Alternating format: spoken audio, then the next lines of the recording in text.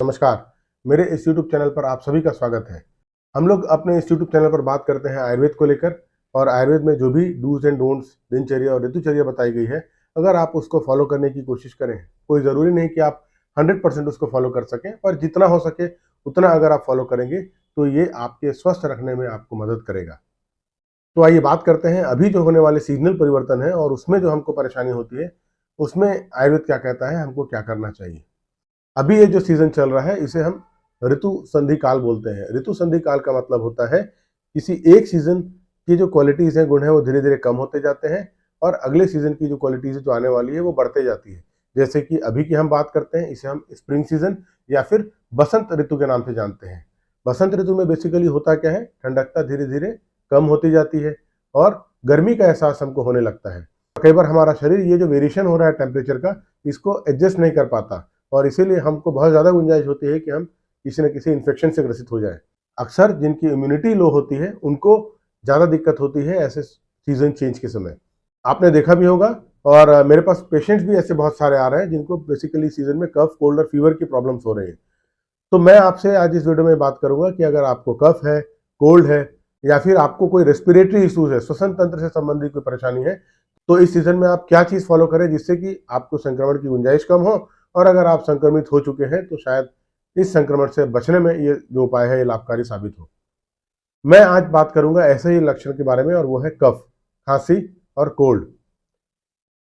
Spring season या फिर बसंत ऋतु में सर्दी या खांसी का होना कॉमन है, और इस सीजन में जब अब सर्दी या खांसी होती है तो जनरली हम लोग, अगर हम खाना खा रहे हैं और अगर खांसी आने लगती है तो जनरली हम लोग पानी पीते हैं। किसी भी केस में जब हमको इरिटेशन महसूस होता है तो उस इरिटेशन से बचने के लिए हम जनरली पानी का उपयोग करते हैं।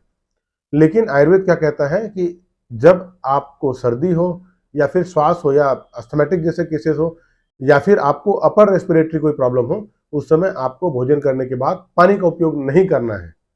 आपको अगर इन जनरल अगर खांसी आ रही है तो आप पानी का उपयोग जरूर कर सकते हैं, लेकिन पर्टिकुलर अगर आपको खांसी, सर्दी या फिर श्वास से संबंधित कोई दिक्कत है, तब भोजन करने के बाद पानी का उपयोग मत करिए। होता क्या है कि जब भी आपको कोई थ्रोट में इरिटेशन होगा तो उस इरिटेशन को कम करने के लिए हम पानी का उपयोग करते हैं। जब आप भोजन करते हैं तो भोजन करने के बाद ऑलरेडी आपको जो फूड ट्रैक्ट है वो लुब्रिकेट हो जाता है। आपके फूड पार्टिकल्स में जो स्नेहन के तत्व होते हैं, जो लुब्रिकेंट होते हैं, उसके कारण आपका फूड ट्रैक्ट लुब्रिकेटेड हो जाता है, और जब आप पानी पीते हैं तो वो जो लुब्रिकेशन है वो फ्लश आउट हो जाता है।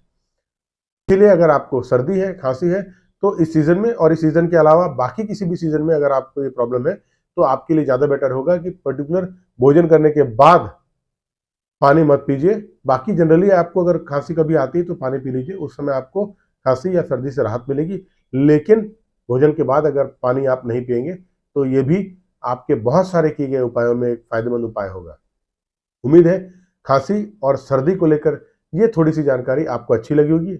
अगर आपको ये जानकारी अच्छी लगती है तो आपसे एक निवेदन है, कृपया मेरे इन वीडियोस को लाइक कीजिए, मेरे इस चैनल को सब्सक्राइब कर लीजिए और साथ ही साथ अपने दोस्त यार, जान पहचान के लोगों को भी शेयर कीजिए ताकि वो भी इसका लाभ उठा सके।